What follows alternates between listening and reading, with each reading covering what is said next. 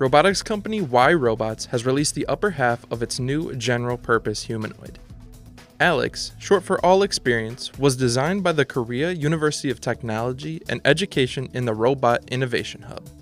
It's built to respond to real-world stimuli like force, impact, and contact, all of which trigger interactions through the bot's proprietary control and mechanism technology. Built to exceed basic position controlling and visual recognition, Allex uses high degree of freedom technology. Each DOF allows for a sense reaction, just like humans feel.